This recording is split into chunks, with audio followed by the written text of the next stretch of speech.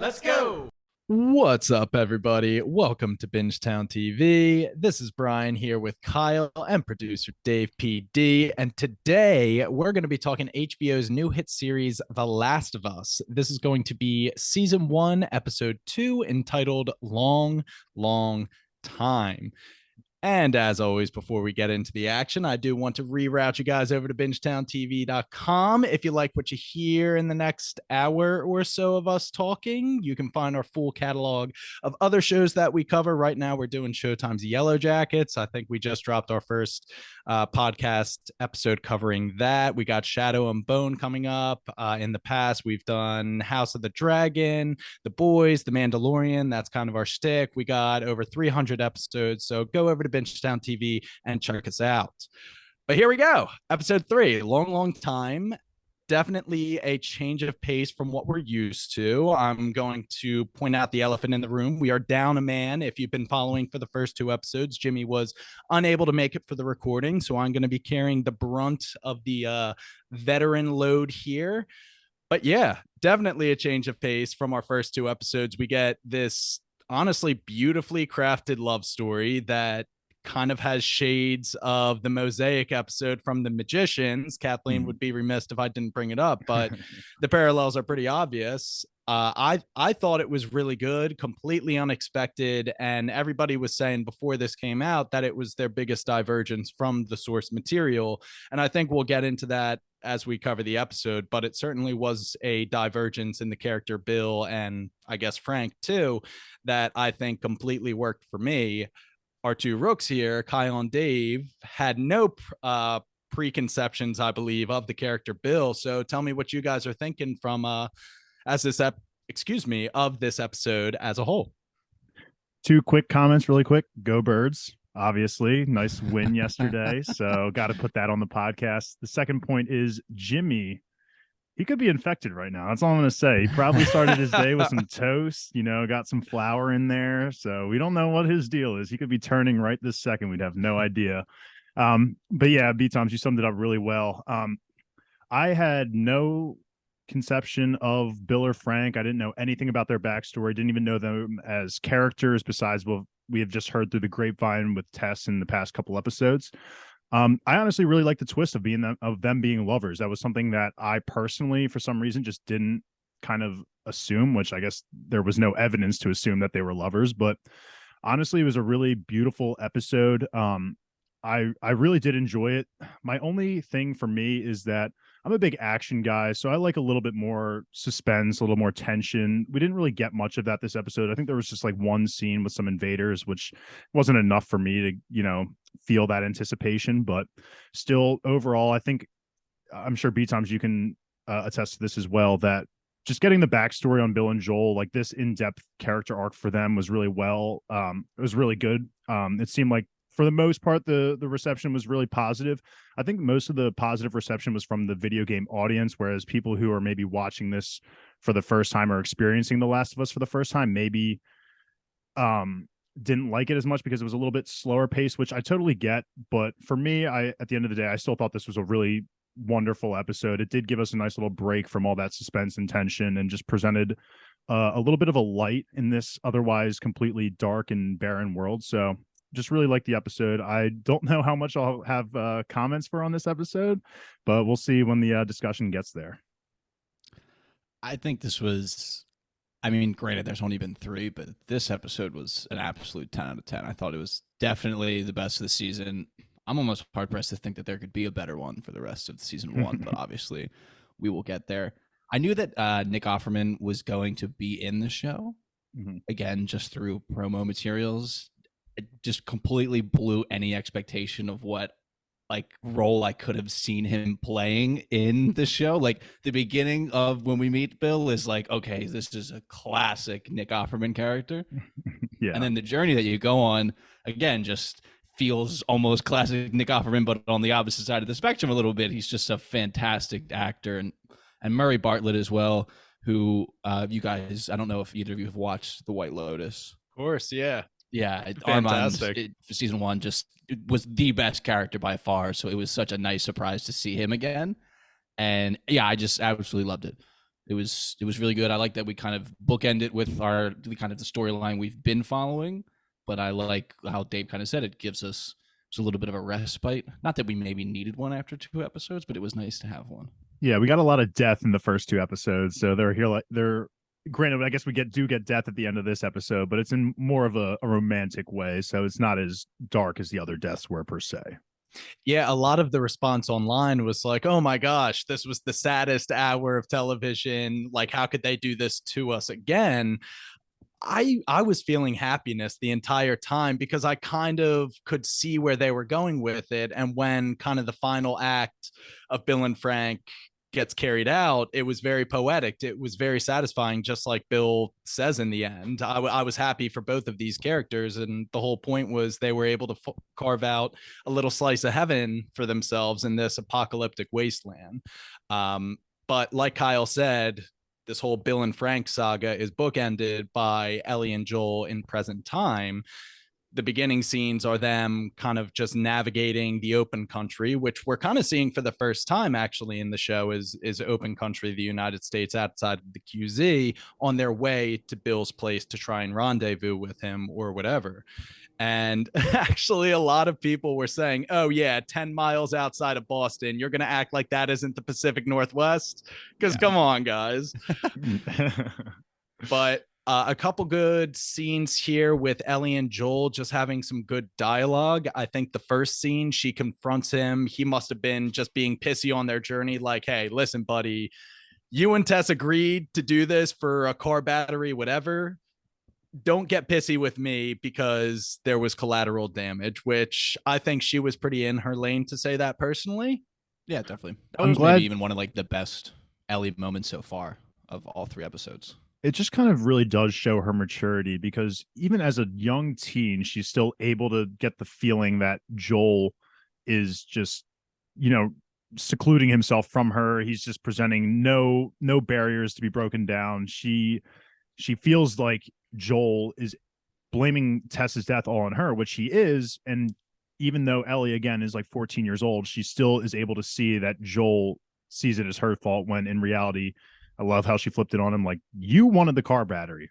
It wasn't like, I'm just here because this is all according to your plan. So whatever happened. It's not my fault. And I think Ellie is really developing into a great character. Even though we don't get much screen time for her this episode, she does offer some great comedic relief, which I'm always game for. I think she's been very funny these past couple episodes, and she's really developing into someone that I can definitely respect and can see myself loving even more later on.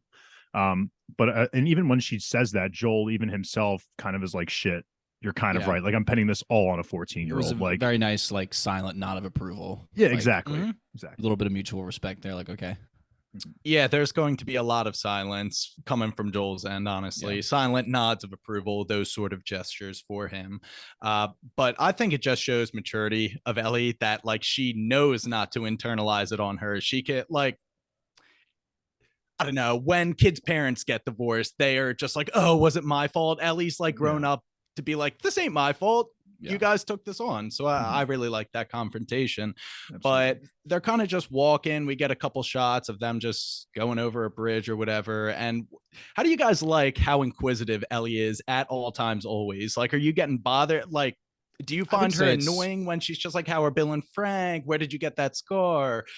Can I have a gun? Like, audience members, it's nice because like she's kind of a proxy for us almost in that situation, or in those situations where she asks the questions and we get answers that we also want. I feel like I'm, like David said, I'm liking her more as the episodes go on. I would almost go out and say that this was my favorite Ellie episode as well.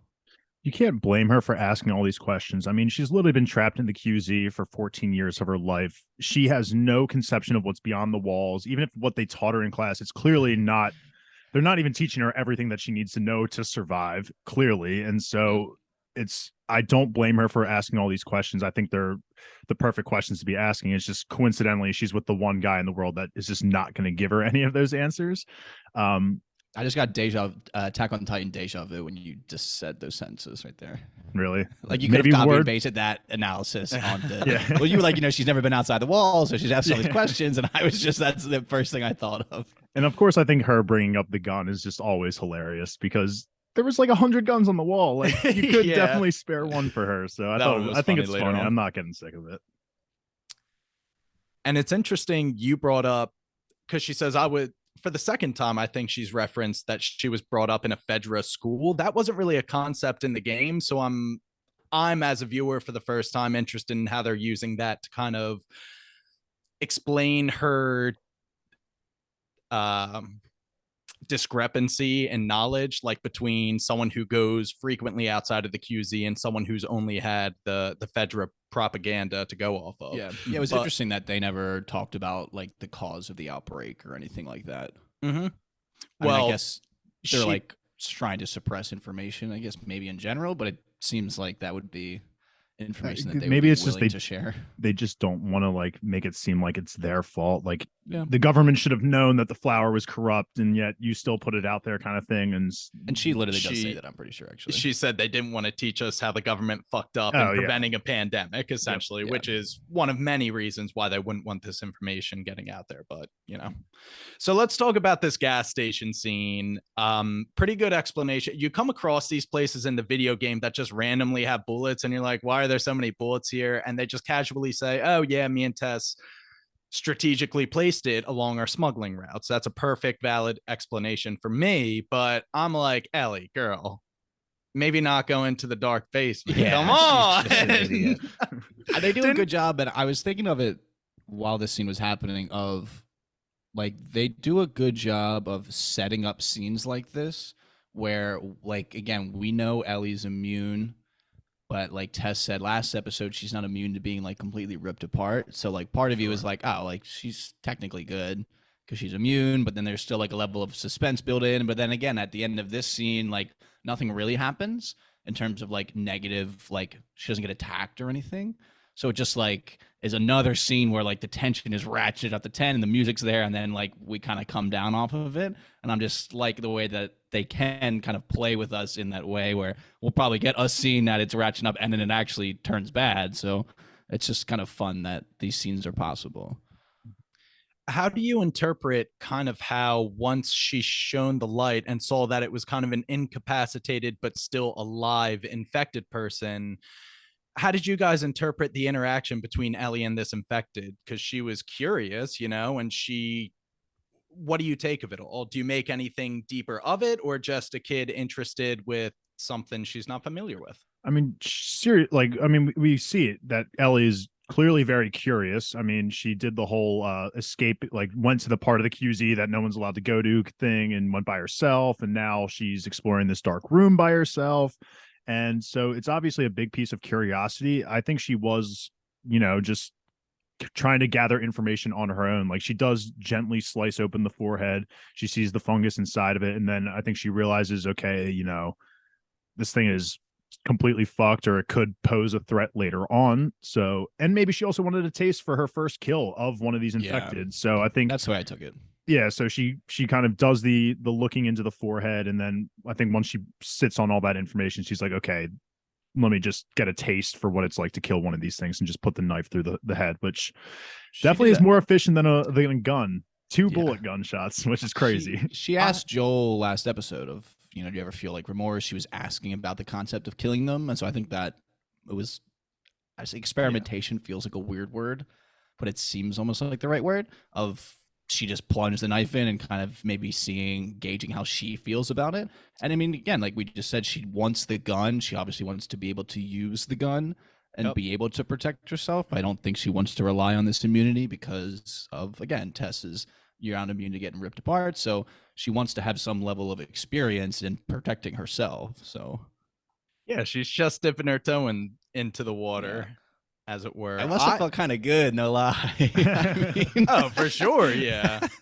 For sure. I was also, maybe you guys didn't read it this way, but did you get any, let's put this thing out of its misery? Like, even though it is like no longer human, it's trapped under rubble. Like, I don't know. There's almost a sense of compassion there, even though it isn't a human per se. It's still like a humanoid figure that she was like looking in the eye. I was just going to They almost made it look sad.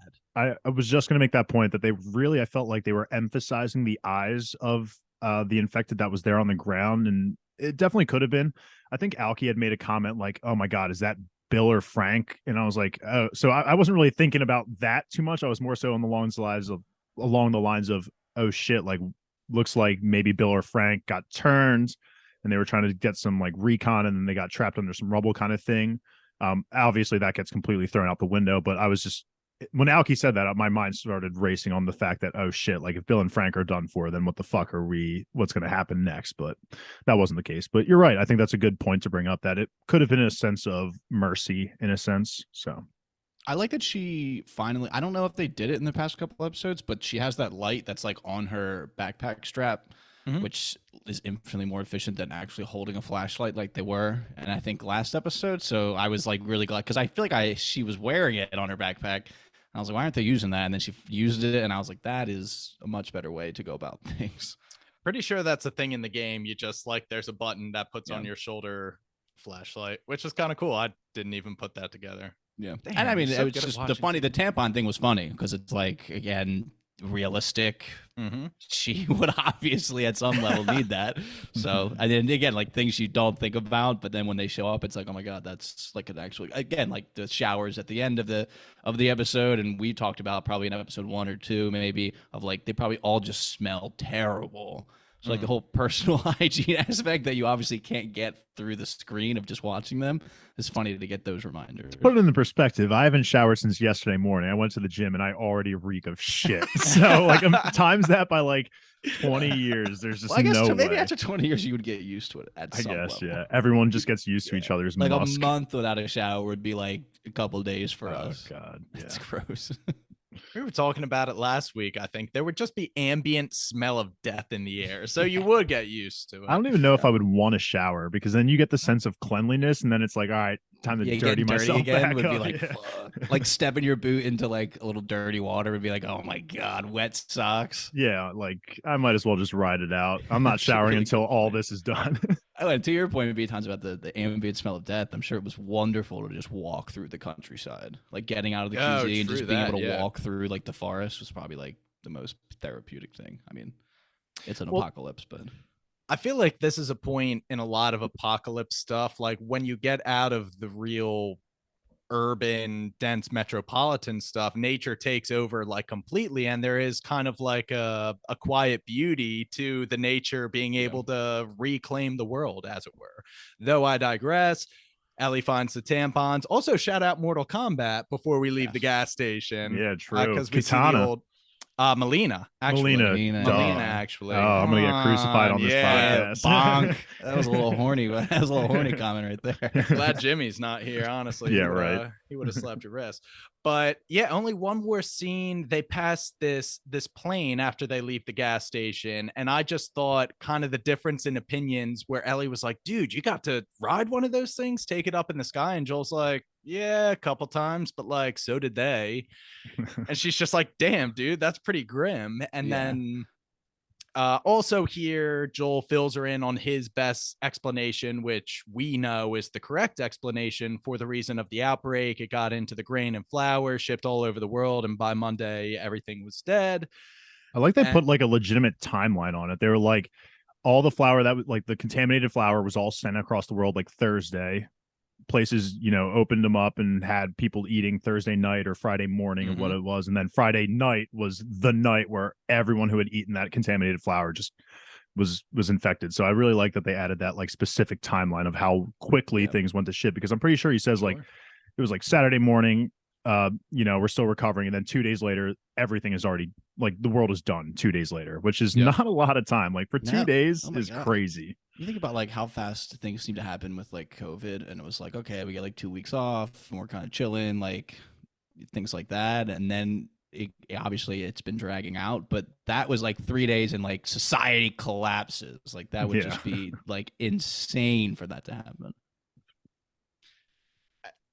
And that's the craziest part, is the realistic part that from one grain dispensary or whatever, like it could go worldwide very quickly and nobody would be none the wiser until like 3 days when it was way too late.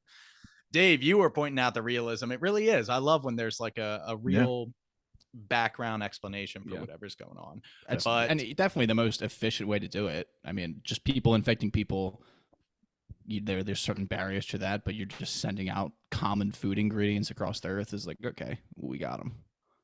And noteworthy that Ellie's best hypothesis was that a monkey was the first one to have the disease and bit someone. And that just goes to show what Fedra is teaching in their schools, because they're probably privy to how it actually started. Last thing we need to get through here is kind of the human burial ditch. Yeah. That's kind of near the plane that Joel wanted to take Ellie around so she didn't have to see. But yeah, very QZ grim. only has limited number of space, and if you weren't one of the lucky few to get in quick, they would just shoot you because they'd rather you be dead than another infected. Yeah, and really, like, I don't really know the exact word to use, but the transition from like the cloth around the skeleton bones into like the actual person in the flashback was very well done. I'm glad we didn't have to watch like it actually go down. I think it was enough that we just got the transition and that like hit emotionally exactly as hard as it needed to. Mm-hmm. I thought they were going that way and they were going to make us watch. So I was really happy when we fell Yeah. into this nice love story here. Yeah. It was nice, to get Bill just acting like a psycho, but like, like kind of like giggling, going around town, like executing his plan was a much better watch than all those people getting. Absolutely. And I mean, I guess it's time to get into it. Some of these scenes, I'm sure we're not going to belabor the point because it is just one long love story of stuff that really doesn't impact our modern day story until the end. But yeah, first impressions of this dude, Bill. I mean, I just love these scenes of him like waiting out the Fedra, like rounding everybody up, just waiting for his time to emerge. And then he knows exactly where he's going to go. He tells us later he's a survivalist. There are people out there that just like prepare for this. And he probably woke up, dream come true. It was amazing watching him just like get the boat, go get some gas, hit up Home Depot, like start chopping down some trees, just, goes by the liquor store and is like, okay, brings home a bottle of wine. Like he just like is literally living his best life. It was so funny to watch him just like go around and complete little side quests. It probably worked out in his favor that the government rounded up all those people, because if they hadn't, and the word got out that there was an infection going around, all those stores would have been ransacked immediately. But him just casually strolling through, and then the power going out in Home Depot, and him being like, oh damn, like that was quicker than I thought they would do, like as if he had it all planned out to the very T. It's huge generator. Yeah, I just thought it was a really cool introduction to the Nick Offerman character, and he was just funny. He was like so goofy in a sense, but like so ready for anything. It was so hard to describe, but he was definitely a great character. It was just it was just fun to watch him do all this stuff. He was just so fucking ready to rock. Yeah. Just no hesitation. I love it.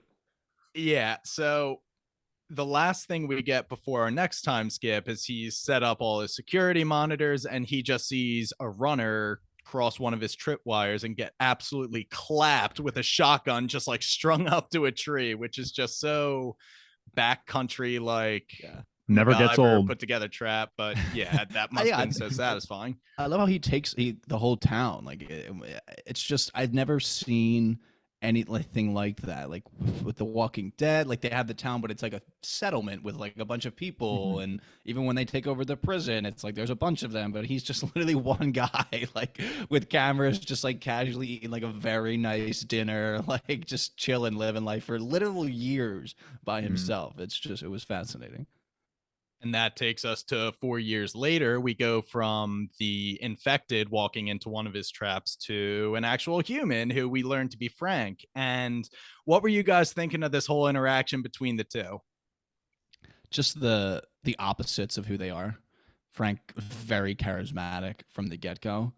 And I was actually shocked. I mean, I guess, and later it gets explained of why, of like how kind of not necessarily open, but kind of welcoming in a sense Bill was.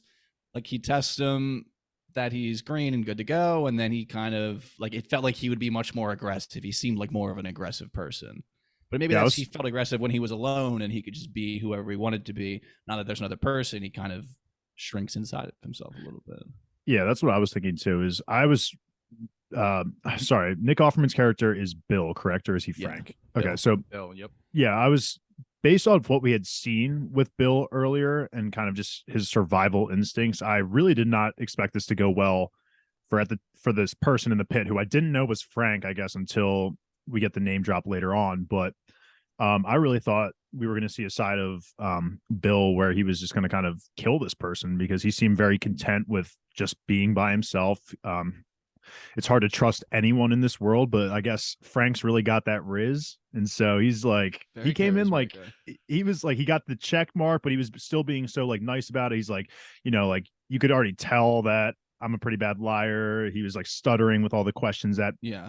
Bill was asking him. So you could kind of get a vibe that he was a little innocent, but still I'm surprised that Bill was so easy to let him in, definitely. But the dinner definitely was the cherry on top in terms of, okay, I can definitely trust this guy now. Like, which is a risk to take to get him into your place for sure. But once it was solidified that, they had a connection on a little deeper level, then it made sense that Bill would keep him around. I loved the dinner scene. I thought it was so good. There were so many like little things in it, just like the way that they were interacting with each other. And looking back, it's like obvious that Bill was like so starved for like attention and like some type of like human connection. Like he obviously was very self-sufficient outwardly and he could fix it and run electricity and water, but nothing could ever fill that little bit of hole maybe in himself of like that a human being could. Well, even if he had like a dog, maybe it would have helped. And that's the thing. You can tell Frank from the first thing he says from the pit is this charming, self-assured guy, a people's person. And I think Frank's gaydar is going off from the first moment in the pit, trying to feel Bill out. Yeah. And then he just full on goes for it. But yeah, like you said, Kyle, I mean, Bill is this guy who can clearly handle himself in the apocalypse, but is completely disarmed by the charismatic Frank, who himself is charismatic, self-assured, out of the closet, but is none the wiser at how to survive the apocalypse. And it's just, they fit perfectly like this puzzle. And I mean, the piano scene, first off, Frank's smile when he first puts the plate down and just like full beaming, like, oh my gosh, this is like, what the fuck, man? Dude, this is can you amazing. imagine? He hasn't eaten in days. Like they're gosh. just trekking from literally on foot from Baltimore. And then you get served up that meal after falling into a hole would be like, I died and went to heaven. After getting a hot shower and fresh clothes for the first time. Oh my God. Yeah. Dude, Bill's got the real riz, Dave. He's fucking giving him a think? shower, fresh clothes, cooking him a dinner with the right wine pairing. Dude, he had him bagged up. That was immediately in the moment for me where I was like, okay, this might become a love relationship, because the moment that Frank calls him out for that, like, oh, like you've paired this steak with the perfect wine that you could ask for, and like Bill just kind of shrugs it off. It's like, okay, there's some tension here. Actually, Bill specifically says, I know I don't seem like the type who would know that. Yes. And Frank's like, no, you seem like the type. So it's so good. He knew. This is just, Frank knows exactly what's going to happen. He's just trying to get Bill there too. But I mean, he picks the right song, I guess, from the book, and Bill can't just sit idly by and let him butcher the song Long, Long Time by, oh my goodness, Linda Ronstadt. Let's give her credit where credit's due. Yep. Instant ad to me, if not to make me cry whenever I want to cry.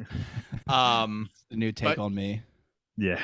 Honestly, yeah. Oh my God, the magician comparisons here, man. I can't think of Kathleen's going to be listening to this right now and yelling it in her car or whatever, but whatever the song, it's like Euphoria, whatever the song is from the Mosaic episode for the magicians. It's on my phone somewhere, but similar vibes. Ron Swanson, though, with a hauntingly beautiful rendition. Who knew he had it? He's in just awesome. This scene was so good. Like the reluctance you could feel of the like fear that he was in his uncomfortable, face, but like not because like he was like necessarily like he was in danger. It was just like an emotional uncomfortable, which he probably hasn't been in 4+ years, and it was just so good, man. Can you imagine being alone for that long and then just meeting a person and almost immediately banging him? Like that would be the greatest feeling ever. Like finally getting that nut off with like a real human being, like an actual connection would be slice amazing. of heaven, like B Tom says. It really is for both of them. It worked out so well. And an added layer, it was Bill's first time, of course. He said long ago he did it once with a girl, but a lifetime ago. Yeah. So Oh my God, yeah, Jesus, Yeah. all that pent up emotion. Yeah, I was gonna ask that question too, but that definitely shed some light on it because it makes sense that he would be like closeted because that kind of explains a little bit more into his personality of not just being the survivalist, but you can see how Sure. that has affected him in these conversations with Frank, and he's clearly definitely a little like nervous, and it's kind of cute, but Yeah, it's just so nice. Yeah.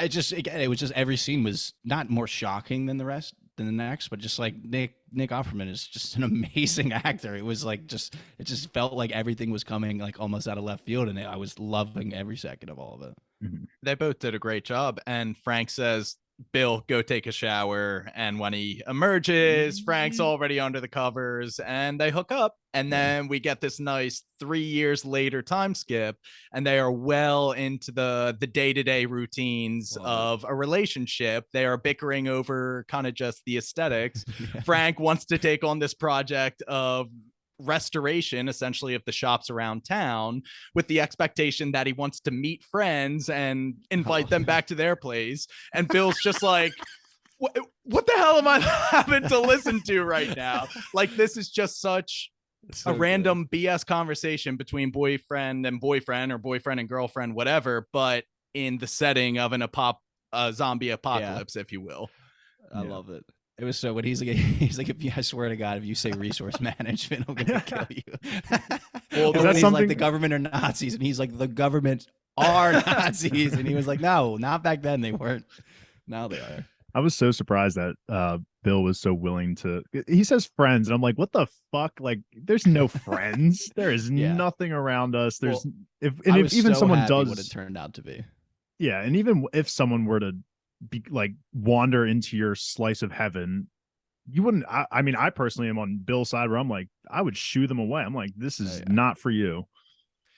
I love it. Well, that's the whole thing. It's the opposites are attracting, and it turns out that Frank opened the door that Bill never would have opened to himself, and he found these rewarding relationships with Joel and Tess, who at the end of the episode he begrudgingly admits we at least had a respect for each other. I won't call us friends, damn it, but it was something that he never would have had these human interactions without Frank, you know? And that kind of, I think they just cut us right from that conversation about Frank wanting to make friends to Tess and Joel actually aged down, which was pretty fantastic. At a dinner table just right in the front lawn, having a nice steak dinner, and we get all of their personalities. You know, Frank and Tess are kind of just conversing, and Bill has a gun pointed at Joel the whole time, and Joel's like, I get it, bro, I'd be doing the same thing. But put that fucking thing out of my face. Yeah. It was good. I liked the matchups. They kind of, their personalities matched up perfectly. And again, like you said, there was a little bit of time skip. I think they handled, and we'll get to more of them, but just like they jumped in time, like perfect little increments. For sure. Yeah. Yeah, there's no reason for us to cover, like 5 years of nothingness. Like we didn't need to get really their first interactions. Like, they're just right at the dinner table. We get thrown right into it. Like, we just can make the assumptions right offhand and they allude to it too with them talking about how, I think it was Frank who was like kind of just reaching out to someone on the radio, and Tess was the one coincidentally to answer. So it was just a really well worked out plan. And again, like Kyle said, just seeing Tess and Frank being just like so close right off the rip, and then Frank or Bill and Joel just being the same, but just like shooting like lightning at each other. It's just so funny. Yeah, it was good. And I like that too. We got the original conversation of like setting up the codes of like 80s is trouble and things like that. That was a fun little nugget. Yeah, that was a great reveal too, that it was them who had set up the 80s is trouble reveal. And that was cool. So when we got that, my immediate first thought was, okay, something like that's kind of started clicking for me, like, oh my gosh, like they are definitely turned now, because if they're playing 80s is trouble over the speaker, and that's what sent Tess and Joel this way, something definitely went wrong. And so I'm thinking back to the clicker that was under the rubble. I'm like, shit, that was definitely Frank or Bill, one of the two. And but it didn't work out that way. But still, just really great that we see like Tess and Joel's side of survival skills pairing with Frank and mostly Bill's survival skills. I really like I'm in love with the way that they did this episode, but that would have been interesting too if there like was some type of like defining characteristic on that infected that Ellie killed, and then like when they got to the house and they saw like a painting of like Bill and it had like a scar that was on the infected that Ellie killed, that would have been kind of cool. But this, I mean, obviously, I love the way they did this. But that was just it didn't even cross my mind at all that could have been Bill or Frank. That would have been a somewhat crazy twist right there. I was in unfamiliar area this whole episode, so that was my greatest fear as well, that towards the end it was going to be revealed that zombie was one of Bill or Frank. But that'd have been tough. God bless them, they let us have this one. Yeah, they really did. Thank you, HBO. My goodness. So yeah, just I really like the kind of man-to-man conversation that Joel and Bill do get after Tess and Frank walk into the house, where Joel's like, hey, as far as anybody you could have gotten on the radio, we're kind of good. Bill's like, all right, yeah, that's exactly what an asshole would be saying. Yeah. He's like, all right, but let's get practical. I can get you things that you need from the QZ, like aluminum spool that could reinforce your fences for the rest of your life. It's already wearing. So like there is a practical side to this relationship between the two. Yeah. Like you said, they cover that. They establish the 80s code. And then as they're leaving, Joel kind of brings Bill to the side and says, hey, look, you got a great setup here. You're protected. Fedra's never going to come up here. You're going to be able to defend against any stray infected that come up. But the Raiders are going to come. And when they do, it's going to be under the cover of night, and they're going to be well armed. And Bill's kind of just like, all right, we'll cover it. We'll handle it. Yeah, that probably won't come up later. Lo and behold, it goes right into coming up later. Yeah, seriously. So before it comes up later, Frank shows Bill the strawberry patch, which evokes the rarest of all laughs, a Ron Swanson giggle when he bites into that strawberry. It was so good. I mean, I'm assuming the purpose of it, and it did it really well, of just showing how much Bill has softened over time. Like it was just it was awesome. Like them on the run and they're joking, and it's just I can't say enough good things about all these scenes. But that's what, like, it was just a short one, a bigger one coming up that we'll obviously about to talk about. Yeah. And they also established that Bill is kind of slowing down physically while Frank is the one jogging, which sets up kind of the role reversal later after the 10-year time skip. That's a great point. But prior to that, Frank wakes up to an explosion one night. Bill isn't in bed with him, immediately grabs his handgun and goes out to Bill, confronting the Raiders that are at his fence. Dude's just standing in the middle of the street with a hunting rifle. Dude's just a badass. And I think that lends to earlier when Joel is telling Ellie, dude missed me with a shot and I missed him too. It happens more than you'd think. Mm-hmm. Kind of adds to the realism. Like, people aren't that good at shooting. Certainly not untrained Raider militia. But anyway, dude's a badass. Frank runs out. He's got 2 bullets in him, pulls him back into the house. What are you guys thinking here? Did we think that was it for Bill? No. Just because I guess this will tie into a question that I have later in regards to the Bill and Frank characters for the video game, but just because Tess and Joel were just so set on getting there, it made me really think that both of them were going to be alive at the house. And so even with the bullet wounds, I figured everything was going to be okay. I mean, I guess it really wasn't okay, but I didn't really have a moment of doubt that Bill was going to die from that gunshot wounds. It was too early. Yeah, it was a little early. In the actual timeline of where we were.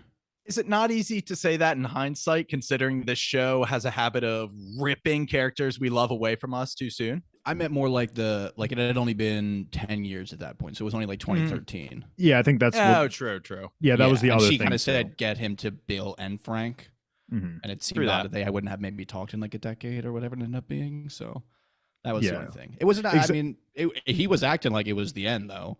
I like that he was like, call Joel, like get the Joel will protect you. Like I like that they had kind of shown that begrudgingly, obviously on Bill's side, like he sees Joel as maybe not an equal, but someone who's just like him.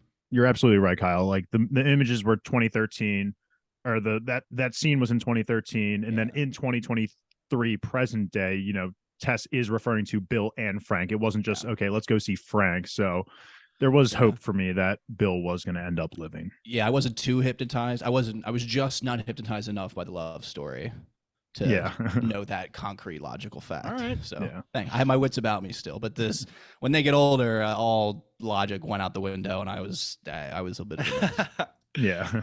So some people out there were probably thinking that Bill might perish, but not our roads here. They watch TV. Come on. They knew that we had one more scene with Bill and Frank, and let's take us to this 10 years later where, like I said, the roles are now reversed. They immediately establish that Frank is now wheelchair ridden. He just looks older than Bill, who they already established was aging quicker. So something's up. I was thinking ALS. Cancer, ALS. Because he says that there was no cure for it even before everything went to shit. Something that is kind of losing bodily function. So I guess it doesn't really matter, but he's losing his quality of life is all that matters. He's dying. It's terminal. Bill isn't ready to let go. But one morning we find that Frank has pried himself out of bed. He's like, listen up, because it took me all night just to sit up straight. This is going to be my last day. And seeing, honestly, just the emotional range from Nick Offerman, like, you think of him as Ron Swanson. I've been calling him Ron Swanson this whole time. This, like, just the epitome of manliness, and just kind of see him break down and show this tenderness and this emotional side was just really something, honestly. And kind of so good. Yeah, this was just a great scene. What are you guys thinking here? It's so brutal, man. It's just like, I mean, obviously the logical thing, put him out of his misery, in my mind, at least. Maybe, okay, it's maybe not logical to some people, but to me, the thing would be, okay, I get where he's coming from. He's suffering every day, put him out of his misery kind of thing. But I hope to never understand, like, never be in that situation, at least in Bill's shoes, where I would have to put down my partner like that. That's just something, like, I know that Frank is just like begging him to do this, but for me, it would be so hard, like, just being the one to deliver the wine and just knowing what's going to follow after that. It's such a tall task to ask of someone. But again, I get where he's coming from. It was just so painful. Like you guys have said, Nick Offerman's acting here was just incredible. You could really feel the devastation that he was going through in that moment. And it was killing me to just know that he was definitely going to do it by the end of the day. Like, I feel like I had just definitely had set my mind on that, because we had just seen him so, at least Frank was so just terminal, like you had said, decrepit, almost. Yeah, so it was painful, man. And Nick Offerman just absolutely crushed it. And I credit to Frank as well for being so positive and trying to guide Bill through all this, because he's like, look, you're not gonna ruin, this is my day, like, we're gonna have a nice time, and we're gonna we're gonna do everything planned it all out. So activities, I'm sure that was, like, part of that was obviously he wants to have a good day, and the other part is that makes it a little bit easier on Bill, that it's kind of like we're working through a checklist. So I just like how the line he says when he's like, just like, whether it's like, love me how I'm asking you to, or whatever, it's just there was a lot of very good quotes from the two of them. Do you love me? Then love me the way I want you to. Yeah, and fuck, man, that's just like, especially when you put it like that, it's like, then Bill almost, like, you feel bad that you're not, and you feel almost selfish in that way. And I don't know, they just depicted all of the emotions just really well. And I started tearing up at this point, and then as they go through it was just worse and worse and worse and worse. So they go through the checklist, one of which is getting married. I think they present rings to themselves, and then that leads us to this nice end of the day dinner where they have the same meal that Bill made for Frank on that first day so long ago. He adjusts the plates in exactly the same way, and instead of sitting across from the table like day number one, Bill is now sitting right next to Frank. And they're both changed men, obviously, after so long together. It's fucking beautiful, man. I almost wasn't expecting Bill to do it, because I thought, in the games, you meet Bill. Bill is alive. That was going to be my question. So you only meet Bill, and those, I'll get into all the differences after we rip this, but I was expecting Joel and Bill to be able to have a confrontation. I But agree. in the context of how they made this story, it just made so much sense. They set up this character Bill, who kind of found comfort in his solitude before meeting Frank, and then found this life that he could no longer live without. And he puts it great. He says, "This isn't the tragic suicide at the end of the play. I'm old, I'm satisfied, and you were my purpose." And Frank's just sitting there, starts smiling. Number one, I would be so happy to hear that too. A little part of me not to have to go through it on my own. And he says, "I do not support this, and I should be furious, but from an objective point of view, it's incredibly romantic." Yeah. And he's just like, "Take me to bed, man. We're in this together, just like we always have been." Just the idea of finding someone amidst all of like the chaos and the bullshit, and being able to spend, like, having that level of quality of life while in your own little oasis with someone else is just like a concept that I feel like I've never encountered in any type of like apocalypse or zombie story, especially not in like the detail and like the level that we get it in this episode. It was just fucking, like you said, it was fucking beautiful. It was just amazing. Absolutely no notes. I have no negatives. I was, like, again, like you said, expecting Bill to live and have an interaction with Joel and Ellie, and I didn't even anticipate that this was possible, but I feel like it's better. Yeah, I completely agree. I think the outcome of how they close the chapters on Bill and Frank's quote unquote book here was just perfect. That was my question, was going to be exactly that, B Tom's, like, in the games, like, if we're playing as Joel and Ellie, like, do we ever get to experience Bill and Frank? Is it just one or the other? Yep. Because I know this was a big divergence from the game, so I was just curious to hear how they, like, in the games, like, were you show up to the house and they're dead, or was it, yeah, but you had already answered that question. And if we don't have any more comments about these scenes, I will get into kind of how the differences between this and the game. So my only comment is going to be, I'm literally like feeling tears in my eyes thinking about it again. Yeah, it really was just such a beautiful episode. I mean, it was just, I literally just watched it, so it's a fairly fresh wound for me. Yeah. I cannot imagine me liking an episode of this season more than this.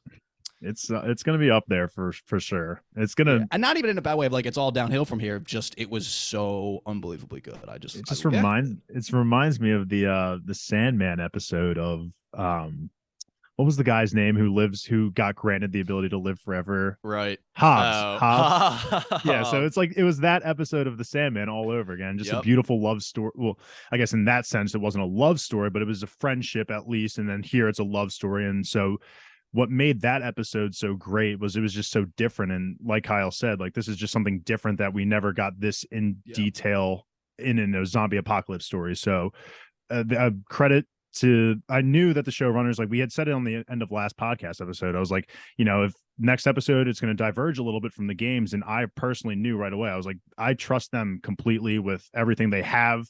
They have the credited source that they need. They have it directly from the source material, and they absolutely nailed this one. I didn't expect to get an episode like this, and not at all. I'm sure as hell happy that we did get it in the end.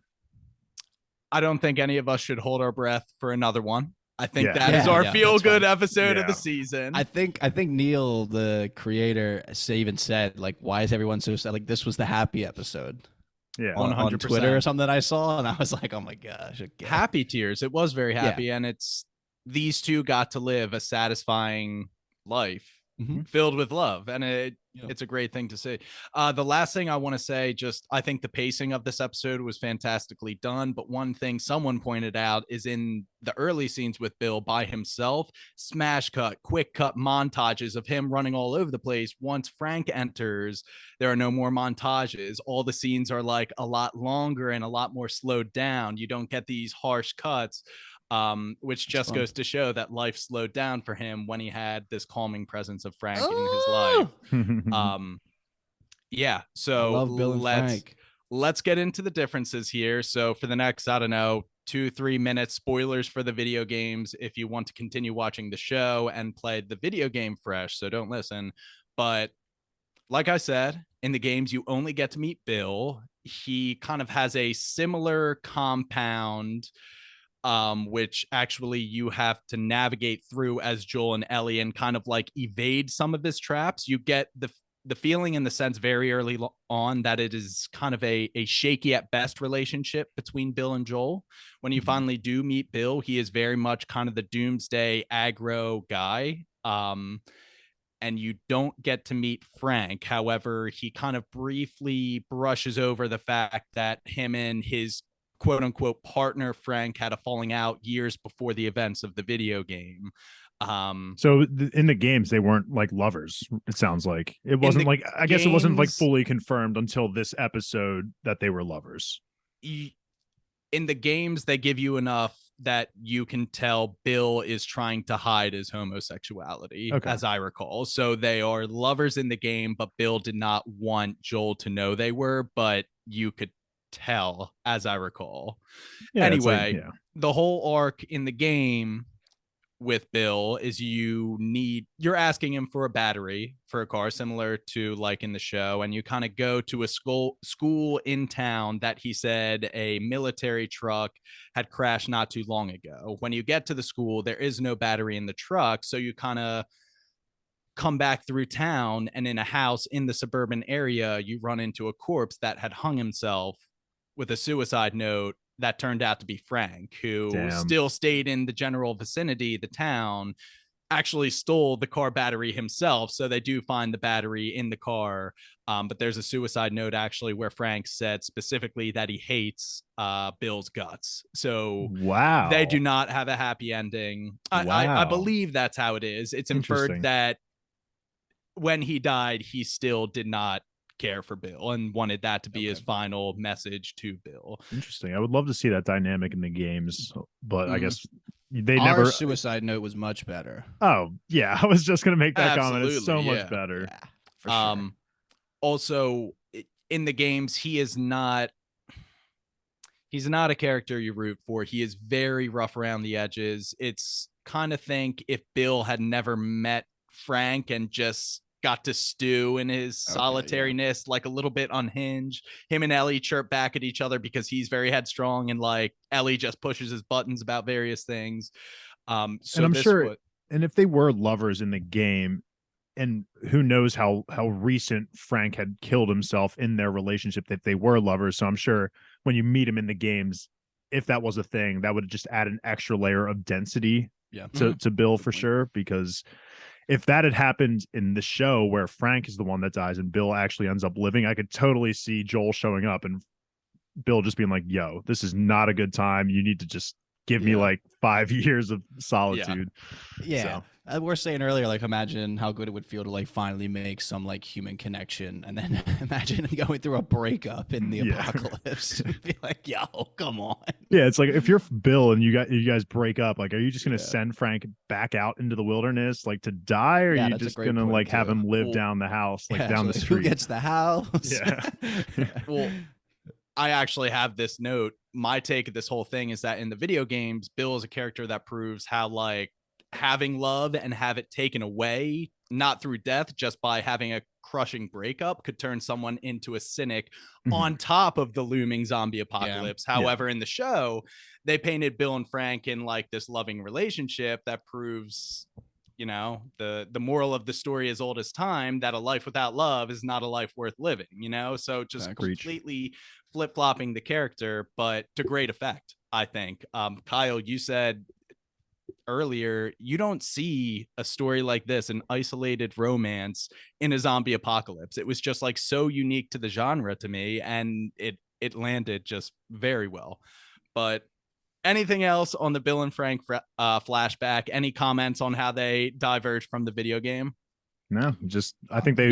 Just based off what you said, I think it sounds like they went the better route in the TV show, to be honest, which is a rare occurrence. I feel like usually a lot of the times the source material storylines are usually better than what the TV shows kind of twist them to be. This one I think was way better from what it sounds like. I'm sure it's a different experience playing the game, obviously, but this was a perfect episode. And I'm sure we'll have no shortage of like actual villains and bad people to root against in the future. So it was nice to run up the score a little bit for the good guys. From my POV, Nick Offerman the Bill in the video games would have been a nailed on Nick Offerman type of character. So I would have liked to see him bring that character to life and kind of chirp back and forth with Ellie. I think that would have been very funny and entertaining, but I'm glad they went this route as well. Yeah. So let's take us back to present day with Joel and Ellie kind of walking up into Bill's compound, and they can immediately tell the flowers aren't being tended to. The candles were let to burn all over the side table. Something's up. Eventually, Ellie finds the suicide note to whomever, but probably Joel. So Ellie's like, perfect. I figured I'd fall under whomever, so I just She does. That she opened it. does. And Joel says, get on with it. Why don't you read me the note? And I'm just going to rip it here. Well, at least the best part of it. I think he says some funny stuff in the beginning, but the meat of it is, I never liked you, but still, it's like we're friends. Almost. So I'm going to tell you something because you're probably the only person who will understand. I used to hate the world, and I was happy when everyone died, but I was wrong because there was one person worth saving, and that's what I did. I saved and protected him. That's why men like you and me are here. We have a job to do, and God bless any motherfucker who stands in our way. I left all of my weapons, used them to keep somebody safe. Yeah. Ellie doesn't want to say the name. Joel knows the name. He's like, give it here, Malfoy. I got to read it for myself. And this just is another reminder of his failure. Gosh, how many people have I not been able to protect? My daughter, Tess. Now I'm with this girl, Ellie. Oh my gosh, maybe I should just leave her here so I don't kill her. Nah, he's not going to do that. But still, This scene, and again, and Pedro Pascal as well has done a really good job of, like we've said, with Joel, very limited dialogue of just kind of like facial acting and things like that. And the only thing I was thinking about while he's outside, while he takes kind of that minute to himself, is just like, so he's obviously he's lost his daughter. That was a long time ago. He's lost Tess. He's now lost pretty much the only semblance of friends that he might have had in the world. And his brother is in trouble, and it just feels like it's all boiling to a point where like he's not going to be able to take it stoically. He feels like he kind of takes everything on the chin, and he doesn't want to talk about any of it. Yep. And I think it's going to be interesting where we get to the breaking point. I feel like there has to be a breaking point. There's no way he can just keep taking all of these body shots and uppercuts and just kind of rolling into a new day. So I'm just kind of not interested because I don't want to see that happen to him, but it feels like that's kind of where his story's heading. And our overarching theme is him trying to get to Tommy to protect one of the last connections he has while reluctantly ignoring one that he has right in front of him that he needs to protect. That he needs to protect. He's reluctantly accepting her because he knows this is just going to be another person for him to get attached to and want to protect that could be yanked away from him. I love when like they kind of come to the agreement that she's coming along and she agrees to the rules, and then he literally just looks up to the ceiling and just has like the deepest sigh. It's just like he's like, oh fuck, okay, here we go. You can tell he's still, even after the note, after everything, you could still tell that he is so hesitant to form any sort of bond with Ellie. Like he lays the rules out straight up. He's like, you're not allowed to, you're not allowed to ask any questions. Like you just have to do what I say. It's like he really. He just doesn't have any confidence in himself anymore. He's already, like Kyle said, he's lost two people that are almost like, I mean, besides Tommy, he lost two of the people that are closest to him. And so now you're throwing a third potential candidate that he could quote unquote fail. And so he's stuck in this in his mind where, do I try and save this girl? Do I just screw just fuck the attachments? Like Tess is gone. I can literally do whatever I want now. Like, sure, I can go find Tommy. I don't really need this girl. So he's just like so torn between all these emotions. And I agree with Kyle. I think there's got to be a breaking point. Like we get a small one with the guard in episode 2 of him like seeing the flashbacks of the guy that killed his daughter and he beats the shit out of her. Like that was only like a snippet of what I think would be the boiling point and breaking point. Like I agree. I think there's going to be some kind of snap, and maybe he thinks at some point he loses Ellie and she's actually alive, and that just caused him to go into this rampage. Who knows? But it's coming. Tommy gets clapped in front of him. Or I could see that. I know. I'm not gonna want to see it, but I mean, Pedro's gonna kill it. It's gonna be a great. acting performance if it happens, but it Totally just feels possible. like we're just kind of at this point we're a little bit of a runaway train car, just going towards some type of collision with his mental health. This also is the first time Joel breaks it down exactly what we're doing. We're heading west because I want to rendezvous with my brother in Wyoming, who I think is running into some trouble. He's a former Firefly, so odds are he at least has contacts that could point you in the right direction of these Firefly doctors. So that's the first time Ellie is let into the fold, into the loop, if you will. Kyle? I like the idea of the former Firefly stuff. I'm not sure if I just completely forgot that it was like that in episode 1. It felt like he still had. I interpreted it. I feel like that he was still kind of part of the group in episode 1 when they were talking and such. So I think it's interesting, like a former Firefly and what the fuck Tommy's actually up to. Dave, you excited to see Tommy? Yeah, definitely. I think I talked about it in episode 1 that we've seen Joel's reaction to Fireflies. He's not crazy about them. And so it'll just be interesting to see how him and Tommy's dynamic changes because of maybe Tommy joined the Fireflies. Like Tommy maybe views it as something that's just and righteous, whereas Joel thinks they're maybe like just a bunch of assholes who just don't want to survive like properly or something. So it'll just be interesting to see how that dynamic shapes out, or if they're just still boys at the end of the day and the past is still the past and they still have their bond as brothers. So I'm definitely excited to see Tommy. I can't even begin to guess when I think we would get introduced to him. I would guess I'm gonna guess episode so we're on 3. I would guess 5. Like I think one more episode of like traveling with Ellie, getting some clickers in, and then we reach our destination, episode 5. How many is there? 8? We are 10 miles out. There are 9 episodes. We are 10 miles outside of Boston right now. We need to make it to Wyoming. Yeah, though we do have a car now. That's true. We're the midway point, so things are about to get shaken up a lot more than they already have been. But we did find out from Frank about 16 years ago, I guess, that the Baltimore OZ fell. OZ. QZ. Clapping the QZ. So I'm curious if I'm assuming that others have maybe fallen.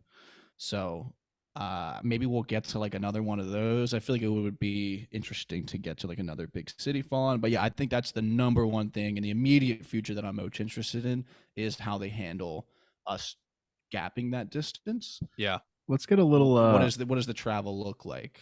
Let's get a little I-95 Philadelphia action in these upcoming episodes. Hell yeah. Yeah. I mean, they got to go west. Bang a ridge and just head west. Yeah. There you go. So Joel's got a couple rules if they're going to be traveling together. Don't bring up Tess ever. Don't tell anybody about your condition because they will shoot on sight after they see the bite. And you do what I say when I say it. Them's the laws. 2 of the 3 rules are are fair enough rules, but the one about Tess, I mean, I get Joel's still obviously going through it, but the 2 other rules are definitely logical, and of course Ellie is definitely going to break the "you do what I say whenever I say it" rule at some point. So we'll see what causes that to happen. But yeah, she's going to break it in a bad way, and it's going to create bad things. And then she's going to break it in a good way, and it's going to be like a life-saving thing. And then she's going to hold it over him, and he's going to be like, "Fuck." Well, speaking of breaking rules, she finds herself a little handgun in the next scene when they're rummaging for supplies. Interesting. The 2 things she grabs are like toilet paper and a handgun. So she's like ready to go. She is. What else do you really need? And she already got her tampons. True. True that. So they just gather supplies as much as they can carry, and they are off on their way in the car. And before they exit the fence, we pop in a cassette into the what would you call that? Like a tape deck or something? Cassette tape deck sounds good. Doesn't that sound good? That sounded really good in my head. We're going with it. Tape deck. Let's do it. So we pop the cassette into the tape deck. Who is it but a Linda Ronstadt cassette? Long time starts playing. Dude starts chopping up onions. Somebody's crying right next to me. It wasn't me. It was me. I like that Joel also appreciates Linda Ronstadt as well, because that was kind of the thing that brought Frank and Bill together. And he's like, "Oh no, don't change the song. Like I like Linda. So He asked it was this just- girl, "Do you know Linda Ronstadt?" Yeah. A 13-year-old who grew I'm up in an 27. apocalypse. I'm about to be 27, and I've never heard of Linda Ronstadt, to be honest. So. That was perfect. I love that. Like we got a lot of those moments of Ellie like touching a side view mirror and has no idea what the seatbelt is, and she's like looking at an airplane earlier, like holy shit, look at that. Like Yeah, it's just fun she looking at her actually- explore the world.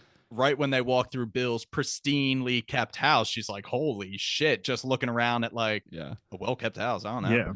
Yeah. I actually do like the seatbelt touch because it's very true. Like, when would she have ever been in a car? When would she have ever been explained Yeah. what a seatbelt is? It's not like anyone's driving or flying or anything. So seatbelts are a completely unnecessary commodity nowadays. It's totally, and my thoughts as they're driving away, and like the opened window where they had written in the note that they opened the window so the house wouldn't stank. Just them driving away, I couldn't help but think like it's so unfortunate that Tommy seems to be in trouble because I wouldn't have left the Oh compound. my God. I was thinking the same thing. He's got I the was codes, all the materials I'm are there. literally- Like eventually you clear out the bodies and That's maybe the give them a spot. burial, and just I wouldn't be fucking leaving. I'm literally thinking in my head, like, the moment they Fuck no. they connect with Tommy, book it right back to this fucking Yeah, haven and that's just the like spot. and just live. Oh Because my holy God. shit, man, he had it going. That was literally the Well, life. He also owes it to Tess to get Ellie to wherever, the Firefly doctors or whatever, because Tess seemed to really want that, and I feel like Joel owes Tess one. It was her dying wish, guys. I think Yeah. it just survived. That'd have been a good get. That'd have been a good B to get. Just get I a B. guess, No need yeah, to go just get an A live. across the country. Just get a B. Any last takes? Kyle, you already said this episode was a 10 out of 10. I Correct. love to hear that. Dave, thumbs up for the episode. Oh yeah, that double thumbs up. Just a beautiful. We've said it so many times, but goddamn, this Yeah. was just really such a Yeah. beautiful episode. My only issue is I'm an action guy at the end of the day. Could have used a little bit more, and that would have been a come 10 on. out of 10 for me. But You'll get in it. terms of romance and love stories that I've seen in a lot of television shows, this one is definitely up there with being like one of the just most well done, especially in just a one episode. Like the feelings that you have for these characters by the end of the episode is something that you would feel after watching like a whole season of television with two characters, you know? So the pacing was just so perfect. It really made me feel connected to these characters and just what they were experiencing. It really did bring a smile to my face. I don't know if I'm necessarily ready to go back into the realism of zombies being everywhere. I like the idea of just putting Cameron, Bill, and Frank's house and just watching them do their daily lives for the next 5 episodes or whatever it is. So just really good. And it's a shame for Jimmy too. He missed our only Sunshine and Rainbows episode, Yeah. so it's just going to be all doom and gloom for him. But I'm sure he will be proud of our coverage this week. Yeah. And my lasting words, as someone who has played the video game, are once again that they definitely diverge from the source material, but to great effect. I think what they did with Bill's character, who was one of the few really noteworthy characters in the game, I just can't see how you could possibly have a problem with it, honestly. And the acting was well done. It was. It was just beautiful. It really was. It was a well-crafted love story in less than 45 minutes of television. So kudos to the writing, kudos to the showrunners. And like Dave said, I am hoping we get a little bit more action next week, but I have a feeling we are. As always, if you like what you heard, give Bingetown TV a follow on Twitter and Instagram. Visit us on BingetownTV.com. And the easiest way to support the pod is to subscribe to our show on Spotify, YouTube, the Apple Podcast app, or wherever else you may find your podcast. Once again, we are Bingetown TV. And thanks for listening.